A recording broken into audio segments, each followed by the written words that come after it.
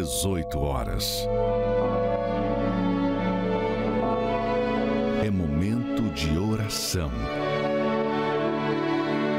Vamos falar com Deus.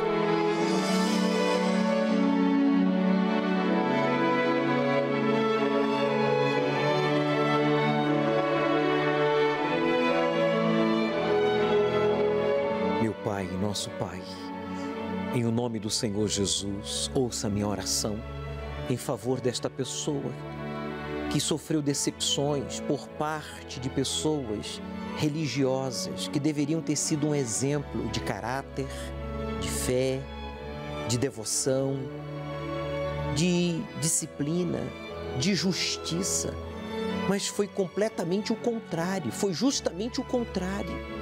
Essas pessoas religiosas, desequilibradas, fanáticas ou acomodadas, lhe decepcionaram, lhe deram maus exemplos em casa, no trabalho, na sociedade. Disseram que eram de Deus, mas o seu caráter, a sua vida não refletiu esse Deus. O Deus da Bíblia, não. O Deus da Bíblia, que é o Senhor, meu Pai, é Pai. É o Todo-Poderoso que opera milagres, que transforma, que nos dá segurança, que abençoa a nossa vida em família, com saúde, prosperidade, segurança. Ó Deus, eu oro por todos que estão agora hospitalizados ou têm um familiar hospitalizado. Oro pelos que foram vítimas desta pandemia, diretamente contraindo o Covid-19, ou perderam um ente querido, ou perderam um trabalho, perderam clientes, perderam o pouco ou muito que tinham. E agora estão depressivos, desacreditados, desanimados. Estamos no 3º mês do ano e muitas pessoas já se renderam aos problemas, já desistiram dos seus sonhos. Meu Deus, usa esta água. Esteja ele em casa, no hospital, no presídio, no carro, no trabalho, não importa o lugar. Seja ele anônimo ou famoso, seja ele pobre ou rico, dá um sinal para ele agora. Desde o templo de Salomão eu invoco o teu nome, diga Jesus, pois o Senhor está vivo. Beba, meu amigo, desta água e receba a resposta de Deus à nossa oração. Ainda que você não creia, eu creio por você. Pode beber. Receba o sinal do Altíssimo, a dor, o tumor, a opressão. Coloque a mão sobre o seu peito, faça uma pressão e diga: todo mal, saia! Respire profundo, receba paz, pois Deus perdoa os seus pecados, pode confessá-los. Você que maltratou os seus filhos, os amaldiçoou em um momento de raiva, de ira, você não policiou as suas palavras, peça perdão a Deus. Como pai e mãe, a sua obrigação era abençoar, era dar bons exemplos e não amaldiçoá-los. Ó Deus, perdoe a este jovem que falou palavras sujas e feias contra os seus pais, ou os pais que falaram coisas terríveis sobre os seus filhos. Eles pedem perdão. Meu Pai, perdoe, e que esta pessoa tome a decisão de se batizar nas águas, pois o Senhor disse que aquele que crê e for batizado será salvo. Coloque a sua mão sobre esta bata, porque quando nos batizamos nas águas, sepultamos o passado, a velha vida, para viver uma vida nova, vestidos de branco, espiritualmente diante de Deus. Meu Deus, que neste domingo essa pessoa tome essa decisão e comece a andar contigo. Em nome do Pai, do Filho e do Espírito Santo, e todos que concordam, digo amém e graças a Deus. Amém.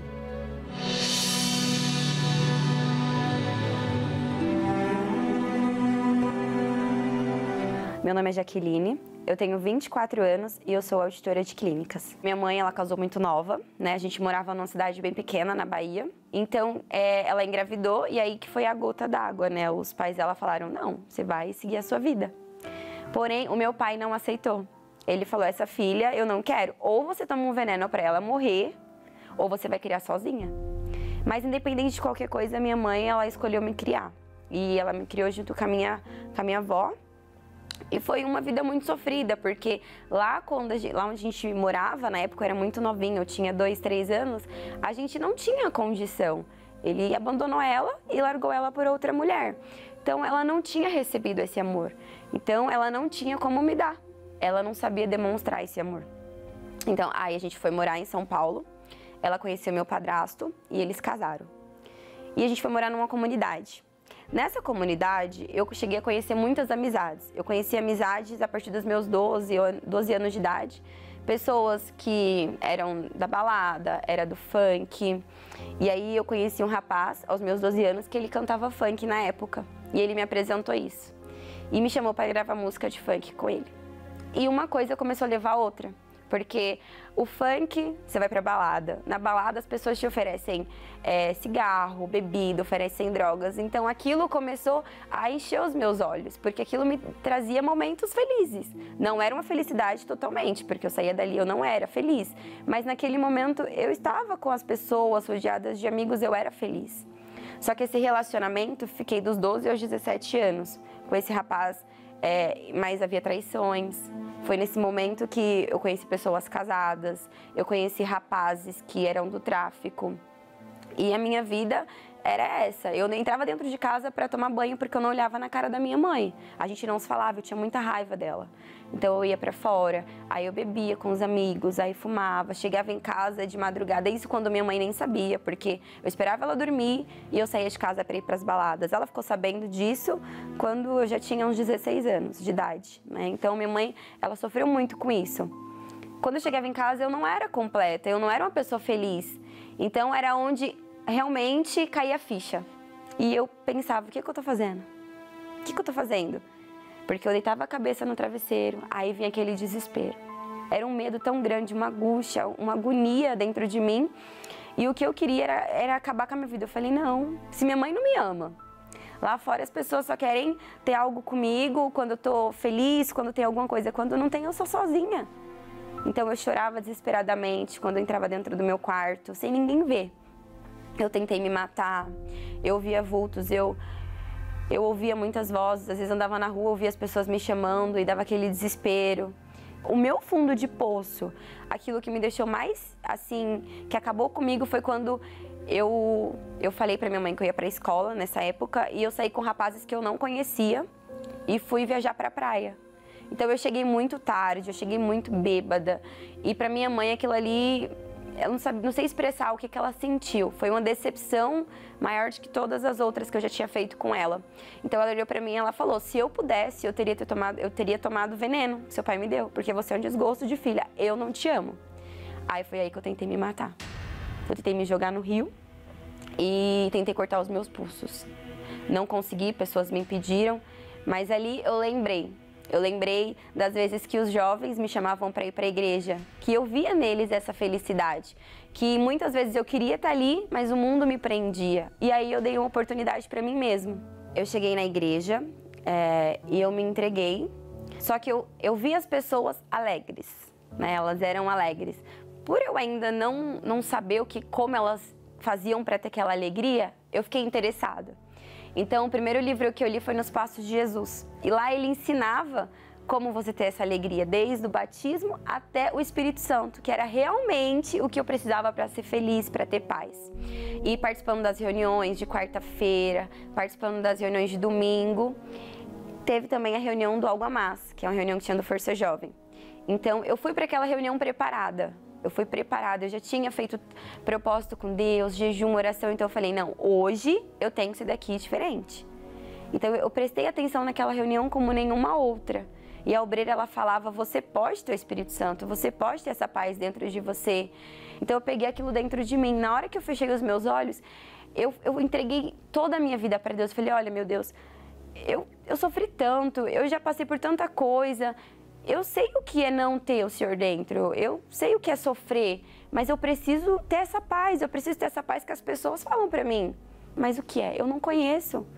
Então eu me derramei. E foi algo assim muito especial, porque Quando ele veio dentro de mim, foi como se eu se sentisse abraçada por alguém que nunca mais fosse me soltar.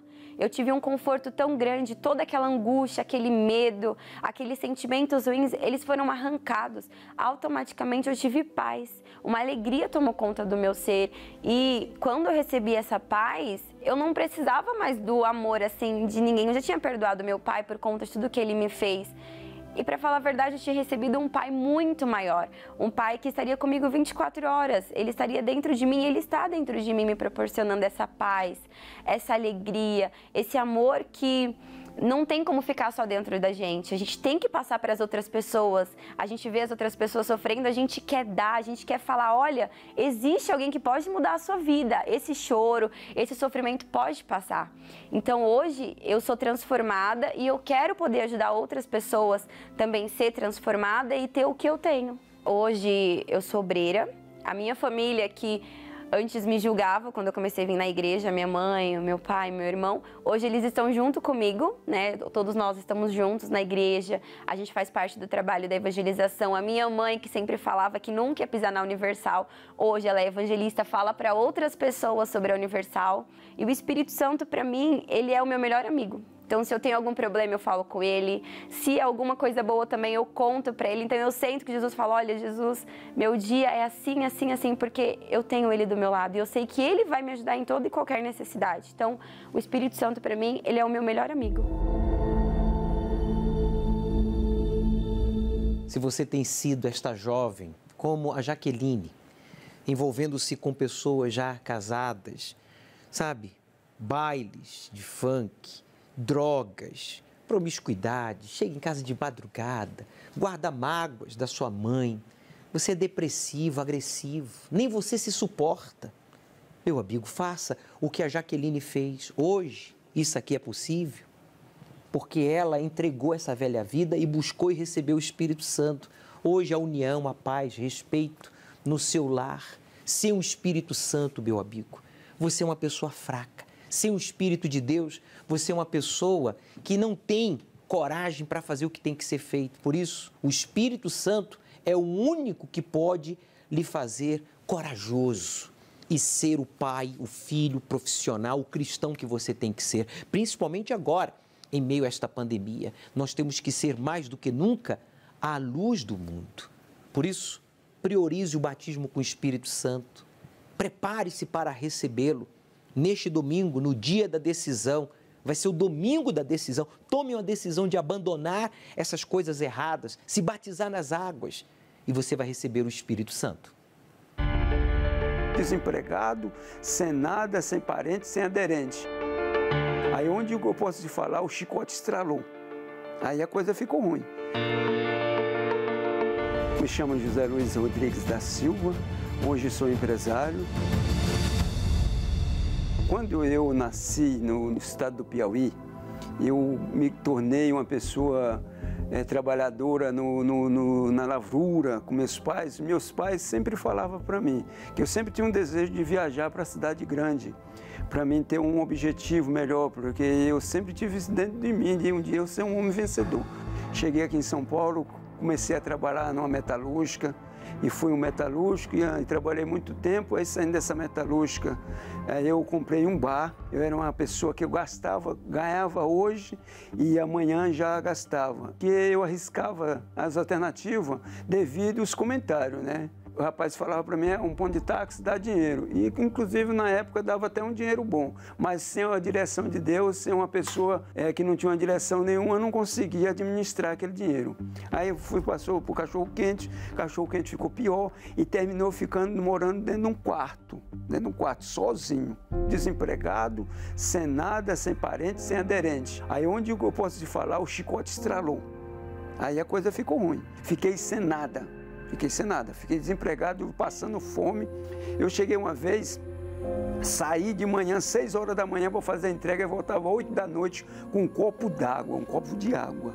Aí minha mãe me ligou do Nordeste pedindo para mim voltar. Eu falei, não vou voltar, porque eu vim para cá para vencer, então eu não vou aceitar voltar pior do que o que eu vim. Eu cheguei a vender um anel de ouro que eu tinha para mim aqui no Brás, vim no Brás vender um anel de ouro que eu tinha para mim fazer R$80 na época. Eu fiz R$80 para mim poder ter o que comer. Viu a situação que eu estava, o sofrimento que eu estava. Um dia eu fui fazer uma corrida de táxi, um rapaz me chamou e eu fui lá, até lá onde ele me chamou. Chegou lá, era um tecladista da igreja. E ali o tecladista me perguntou, você é evangélico? Eu falei, não sou evangélico. Aí ele falou, eu vou te fazer um convite para você, sábado, 6 horas da manhã. O senhor aceita? Eu falei, aceito. Naquele dia eu cheguei na igreja e eu passei a noite toda trabalhando. Eu cheguei na igreja, sentei lá atrás, o pastor começou a pregar a respeito do dízimo, a respeito de quem era fiel, quem não era fiel.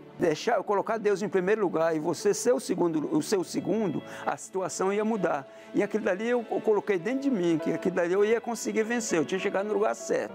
Estava desempregado, o que eu tinha na minha casa era uma cômoda e um DVD. Que na época chamava acho que era videocassete. Aí sabe o que eu fiz? Eu falei, eu vou vender, que eu vou fazer um curso de segurança. Ali eu fiz R$150 ou foi R$180. E eu na igreja, o pastor pediu que se eu quisesse fazer um voto. E eu fiz aquele voto para arrumar um serviço. E a partir daquele dia que eu fiz aquele voto, a partir daquela hora que eu fiz aquele voto, foi onde eu arrumei o meu serviço, que eu trabalhei 16 anos nesse serviço. A partir daquele dia que eu passei a ser dizimista, comecei a dar ouvido ao homem de Deus, aí a situação mudou, a situação começou a mudar.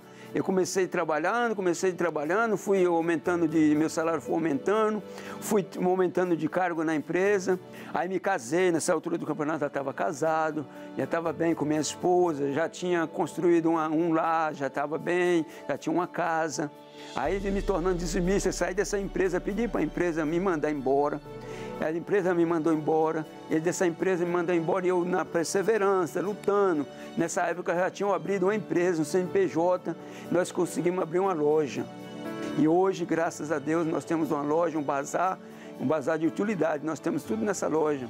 E dessa loja nós temos uma casa, um sobrado muito bom, muito bacana, um sobrado que é 3 cômodos embaixo e 3 cômodos em cima e um salão de festa embaixo. Na minha casa não falta nada.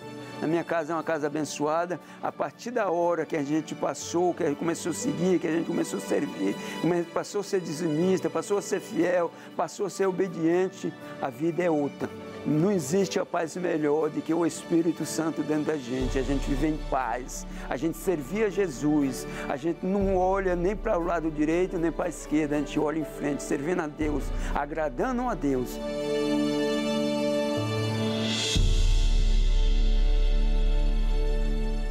Como José, você até ganha bem, mas porque você não tem a direção de Deus, não obedece a sua palavra, você não tem dinheiro para nada, o dinheiro não rende. Você mora em um quartinho, você vive desempregado, passa até fome. O que eu tenho que fazer, bispo? Você tem que honrar a Deus em primeiro lugar, meu amigo. Honrar a Deus em primeiro lugar só vai lhe beneficiar, como diz o Salmo 25, versículo 15, ou versículo 13, melhor dizendo. Ele, ou eles, sempre terão sucesso. Eles quem? Veja, e a terra prometida será dos seus filhos. Quem é fiel a Deus tem direção, sabe para onde vai, sabe o que tem que ser feito, sabe como investir e assim você prospera. Domingo agora nós vamos ungir as mãos de todos que estão decididos a sair de uma vida de miséria.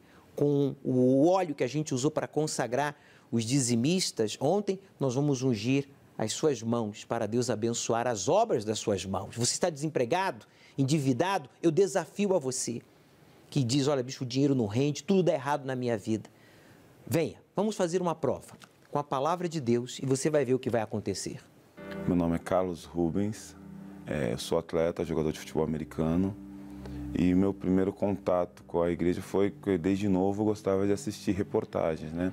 E eu assisti ao programa da Globo, o Globo Repórter, que mostrou a reunião, a concentração lá no Maracanã e mostrou os pastores levando sacos pretos e a reportagem insinuou que eram sacos de dinheiro. E ali nasceu uma indignação grande, falava assim, como é que pode?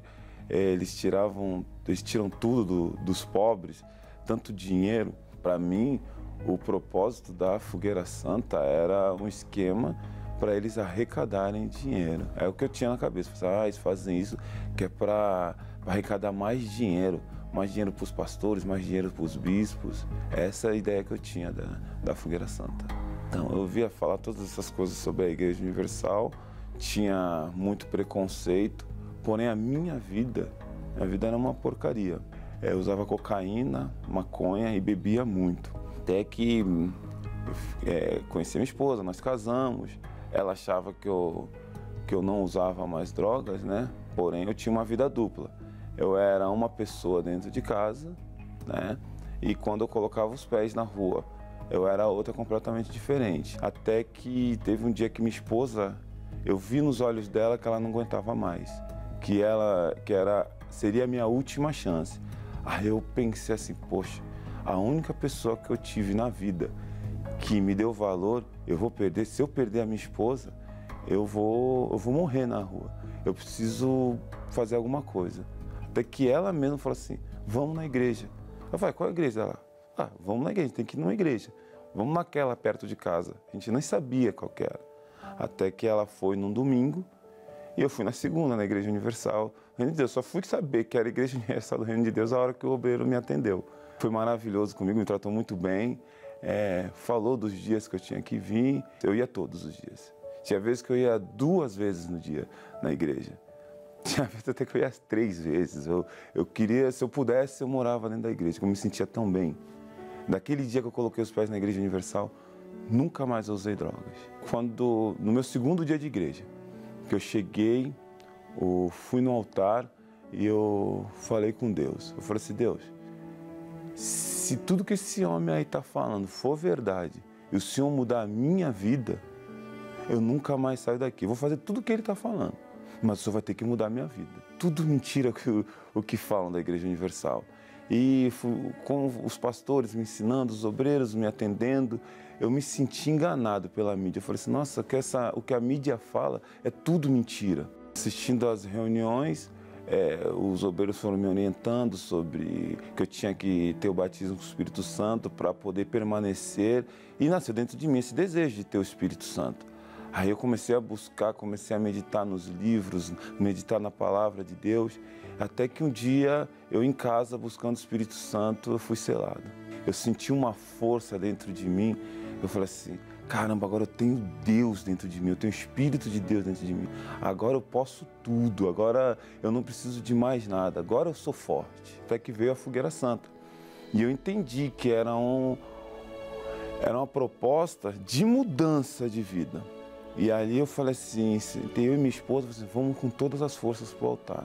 E nós fomos para o altar com todas as forças. Até que dali a minha vida, através da Fogueira Santa, mudou em todos os sentidos. Mudou o meu modo de pensar, mudou o meu jeito de ser, mudou tudo. O meu casamento mudou completamente. Eu e minha esposa, nós somos amigos, em primeiro lugar. Eu posso, como eu sou atleta, eu viajo o Brasil todo, eu posso viajar para onde for que não há desconfiança. E hoje eu sou atleta, eu jogo futebol americano, eu viajo o país todo. Inclusive, por causa dessa revolta que eu aprendi dentro da Igreja Universal, a revolta contra tudo que não presta, né? Eu adotei o nome de Carlos Revolta no Brasil, no mundo do futebol americano, as pessoas me conhecem como Carlos Revolta. E quando perguntam, por que Carlos Revolta? Eu falo assim, porque a revolta é a minha força. Eu desafio você que está aí na sua casa, com a vida toda problemática, assim como eu tinha problema com drogas, problema no casamento, deixe a sua carteira em casa e vem para a Igreja Universal. Não deixe ser influenciado pela mídia, não deixe ser influenciado pelo Facebook, pelos fake news. Vem para a Igreja Universal, faça esse desafio a você, vem aqui e se a tua vida não mudar, não precisa vir mais. Mas eu tenho certeza que a sua vida vai mudar. Ao invés de você ficar aí achando que nós temos uma outra intenção que não seja lhe ajudar, quem perde é você, a exemplo do Carlos. Olha só, ele chegou a ser morador de rua. As drogas, os vícios, tudo que ele fazia dava errado.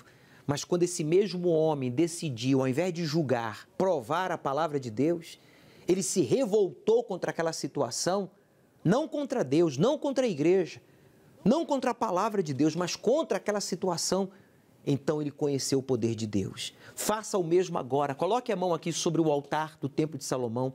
Coloque em tela cheia, por favor. o Gabriel. Bote a sua mão sobre o altar e diga: eu vou para o altar.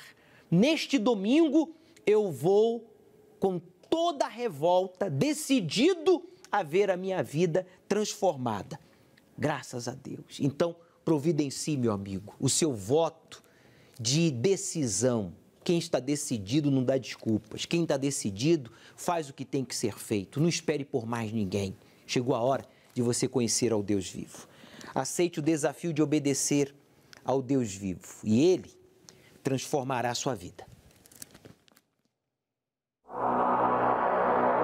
Como será a vida pós-pandemia do novo coronavírus? A história mostra que os períodos depois de grandes surtos de doenças foram de uma recuperação lenta e gradual em muitos sentidos: social, econômico e da própria saúde.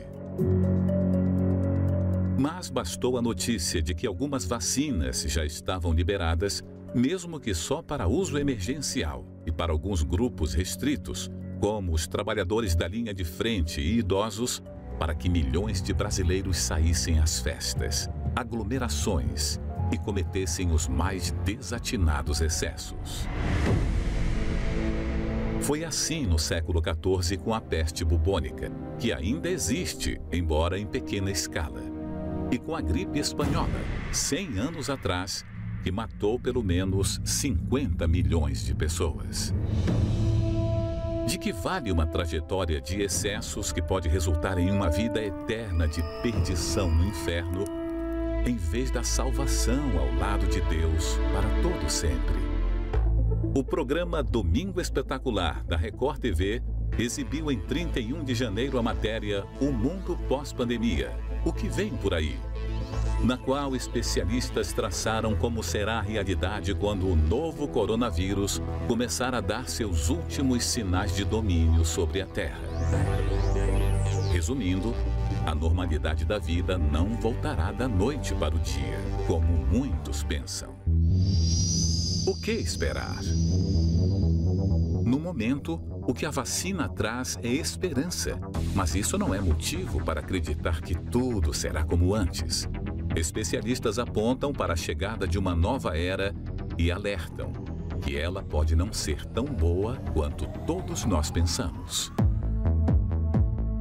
Ele diz que os estragos econômicos durarão até cerca de 2024. A partir daí, começará uma fase de êxtase perigosa, marcada pelo consumo exagerado e a libertinagem sexual.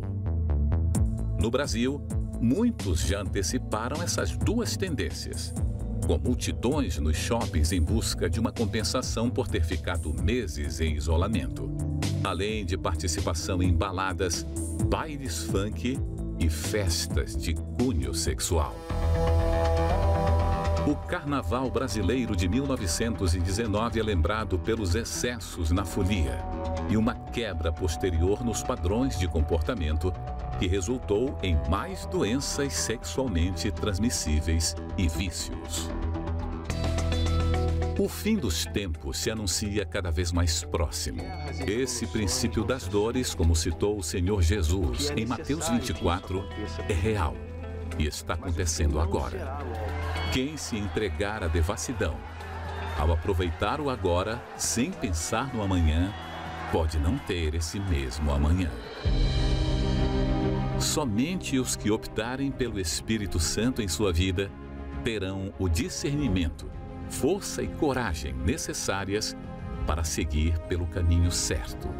Pois o Senhor Jesus está voltando para buscar a sua noiva, a igreja, que são os nascidos de novo.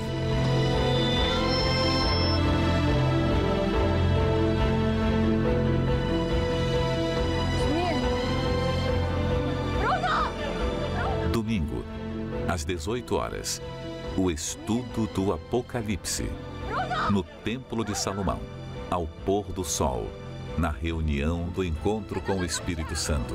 Chegue cedo. Elevo os meus olhos para os montes,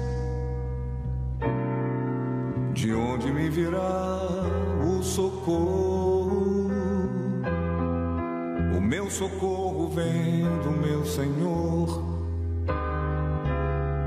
que criou os céus e a